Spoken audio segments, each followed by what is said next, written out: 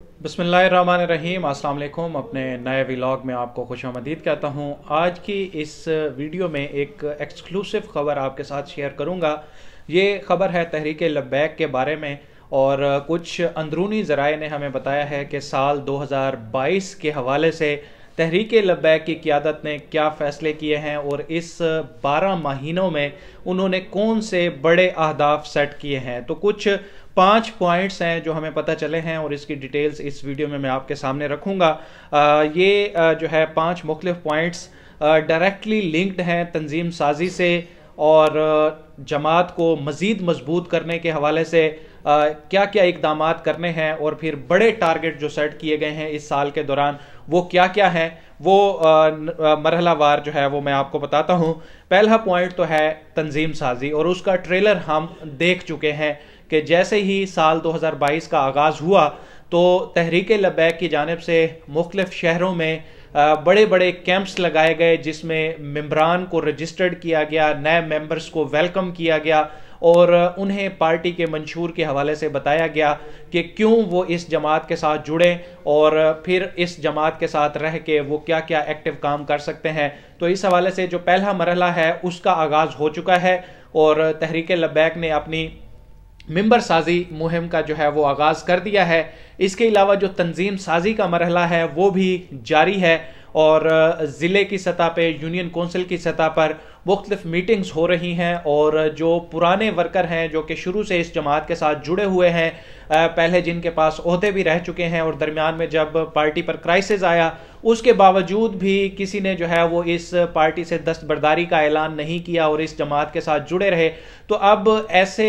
मेंबरान की, ओहदेदारान की फहरिस्तें जो है वो मुरतब की जा रही हैं और फिर कभी इम्कान यही है कि इन्हीं को ही अहम जिम्मेदारियां दी जाएंगी ताकि पार्टी को जो है वो एक मजबूत उसकी बुनियाद रखी जा सके। तो मेंबर साजी, तंजीम साजी और फिर इससे अगला जो मरहला है वो है बल्दियाती इंतखाबात का, क्योंकि जब यूनियन कौंसिल की सतह पर तंजीम साजी हो जाएगी तो उसके बाद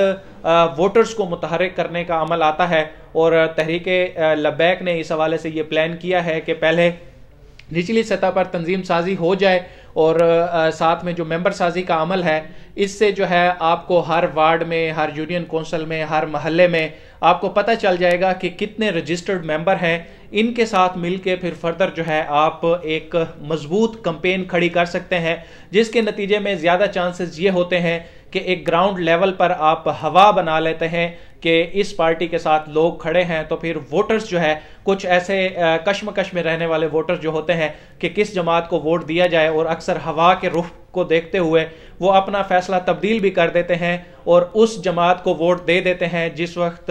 जो उस वक्त ग्राउंड में जो है वो ज़्यादा एक्टिव हो, मुतहर्रिक हो, जिसके कारकुन ज़्यादा पुरजोश तरीके से मुहिम चला रहे हों, अपनी पार्टी का एजेंडा आगे लेकर जा रहे हों। तो फिर बल्दियाती इंतखाबात के हवाले से अब ये टारगेट सेट किए गए हैं क्योंकि अब खैबर पख्तूनख्वा में भी ऐलान हो चुका है कि मार्च के आखिरी हफ्ते में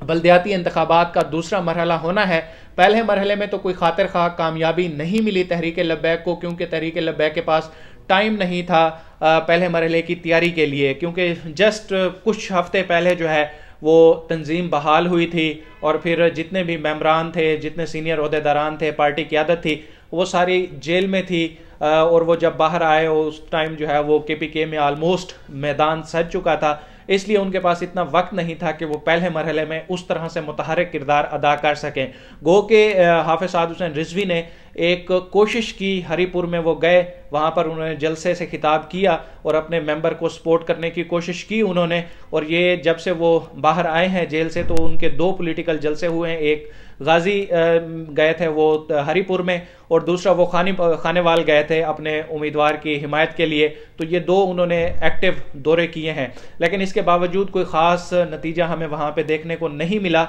अब जो है वो सेकंड फेज़ में तहरीक लब्बैक का ये मोटिव है, ये हदफ रखा गया है कि सेकंड फेज़ में जमात को ज़्यादा से ज़्यादा सीटें जो है वो कैप्चर करनी है। ख़ास तौर पर पंजाब पे जो है वो फोकस्ड है तहरीक लब्बैक क्योंकि पंजाब जो है वो ताकत का मरकज़ है और आने वाले आम इंतखाबात के हवाले से भी ये चीज़ बड़ी अहम होगी कि जो भी पार्टी पंजाब में बल्दियाती इंतखाबात के सेटअप में ज़्यादा नशिस्तें हासिल करती है तो उसके ज़्यादा चांसेस होंगे कि सूबाई असम्बली में और MNA के जो सीटें हैं वहां पर भी उसी जमात का ही पलड़ा भारी नजर आएगा। बाकी सिंध के हवाले से जो है वो ये इस वक्त जो है अमली तौर पर काम का आगाज किया जा चुका है। गुज़श्ता दिनों भी मैंने अपनी वीडियो में आपको बताया था कि वहां पर अब राशन कैंप जो है वो लगाए जा रहे हैं, फ्री मेडिकल कैंप्स वहां पर लगाए जा रहे हैं। इसके अलावा जो है वो मेंबर साजी कैंप वहां पर लगाए गए और फिर जो सफाई की एक बड़ी मुहिम चलाई गई तो उसमें भी तहरीक लब्बैक के कारकुनों ने बड़ा एक्टिवली पार्टिसिपेट किया। ये 2 पॉइंट हो गए, तंजीम साजी, मेंबर साजी, बल्दियाती इलेक्शन। तीसरा पॉइंट जो है वो हाफिज साद हुसैन रिजवी के दौरों का है, जो कि अभी कारकुन भी मुल्क भर में वेट कर रहे हैं कि हाफिज साद हुसैन रिजवी कब दौरे करेंगे। तो अंदर की खबर यह है कि आप देख रहे होंगे कि अभी जो पार्टी की या तो सीनियर शुरा मेंबरान या फिर जो सेकंड टियर की लीडरशिप है वो मुख्तलिफ जगहों पर जाकर लब्बैक या रसूलुल्लाह कॉन्फ्रेंसेस से खिताब कर रहे हैं। तो इससे एक माहौल बनाया जा रहा है, एक अपनी जो है वो पावर जनरेट की जा रही है और इससे अवाम की नब्ज को भी जाना जा रहा है कि किस हल्के में हमारा कितना वोटर है, कितना गर्म जोश जो है वो हमारे कारकुन है वहां पर। तो ये लब्बैक या रसूलुल्लाह कॉन्फ्रेंसेस की जो एक मुहिम चली हुई है, जब ये अपने इख्तिताम को पहुंचेगी तो दूसरे मरहले में जो है वो हाफिज साद हुसैन रिजवी मैदान में आएंगे और फिर आप देखेंगे कि अभी तो तहसील लेवल पर या निचली सतह पर भी मुख्तलिफ लब्बैक या रसूलुल्लाह कॉन्फ्रेंसेस हो रही हैं और उसमें शुरा मेंबरान जा रहे हैं। फिर जो है हाफिज साद हुसैन रिजवी आपको इस सारी चीज़ों में नज़र आएंगे। अब चौथा जो बड़ा हदफ है इनका वो ये है कि नेशनल लेवल पर, कौमी सतह पर जो जमात को एक पजीराई मिली है, और बहुत कम होता है कि इतने कम अरसे में एक जमात को इतनी ज़्यादा पजीराई मिल जाए। तो जो ये पजीराई मिली है इसको बरकरार कैसे रखना है, इसको मेंटेन कैसे रखना है और अपनी इस ताकत में इजाफा कैसे करना है, ये तहरीक लब्बैक की क़यादत ने इस हवाले से कुछ फैसले किए हैं कि कारकुनों को अपने साथ जोड़े कैसे रखना है, फिर कैसे जो है वो मरकज़ और कारकुन के दरमियान जो एक फासला है उसको बिल्कुल ख़त्म करना है। अभी भी जो है वो कारकुनों और मरकज़ के दरमियान कोई ख़ास इतना वो है नहीं, लेकिन यह है कि मरकज़ और कारकुनों के दरमियान जो राब्ता मुहिम है उसको मज़ीद आसान बनाया जाए और कारकुनान को हमेशा जो है वो मोटिवेट रखा जाए और हर कारकुन ऐसे समझे कि वही वो जमात के लिए जो है वो अहम पिलर है। तो इस तरह से कारकुनों को इज़्ज़त देना और फिर कारकुनों की ट्रेनिंग करना, ये जो है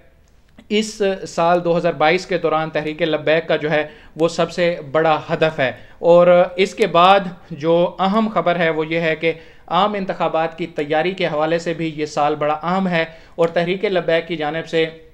अंदरूनी तौर पर यह मालूम हुआ है कि इस चीज़ को इस साल में मोस्टली जो कैंडिडेट्स होंगे 2023 के आम इंतखाबात के लिए या फिर किसी भी टाइम, क्योंकि हमारे पाकिस्तान में ये पता नहीं चलता कि किसी भी टाइम कुछ भी हो जाता है, लेकिन मुझे ज़ाती तौर पर यह लगता है कि आम इंतखाबात जो है वो 2023 में ही होंगे। तो उसके लिए तहरीक लब्बैक ने अपने उम्मीदवारों की तैयारी का अमल जो है वो अभी से शुरू कर देना है और जो मुख्तलिफ हलकों में जो भी पावर में होंगे, मतलब ज़्यादा स्ट्रॉन्ग कैंडिडेट्स होंगे, तो उनकी निशानदही करना, फिर उनको हल्के नॉमिनेट करना और मोस्टली जो है एक जगह पे अगर कोई तंजीम नहीं है तो वहाँ पर कैसे